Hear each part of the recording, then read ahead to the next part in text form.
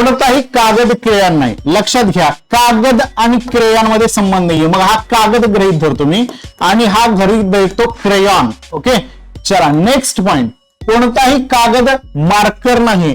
कागद आणि मार्कर मध्ये संबंध नाहीये, अशा पद्धतीचे हे दोन विधान आहेत. निष्कर्ष काय सांगतंय, काही क्रेयॉन्स हे मार्कर असण्याची शक्यता आहे.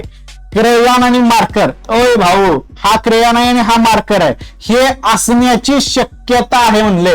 भावड्या शक्यता आहे म्हणल्यानंतर या ठिकाणी या दोघांमध्ये संबंध असू शकतो. म्हणजे ही डायग्राम अशी येऊ शकते, कागद, क्रेयॉन आणि मार्कर.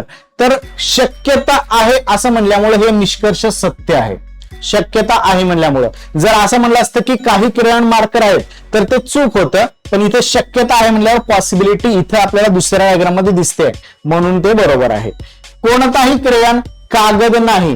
कागद नाही, क्रेयॉन हा कागद नाही असं म्हणलेलं आहे, तर हे देखील विधान सत्य आहे. कागद क्रेयॉन नसेल तर क्रेयॉन देखील कागद नाहीये. याचा अर्थ दोन्ही विधान तर्कसंगत आहेत. ऑप्शन नंबर 2 याचं उत्तर आहे. स्क्रीनवर आलेल्या प्रश्नाचं भविष्यातल्या सगळ्या तलाठ्यांनी उत्तर देण्याचा प्रयत्न करा.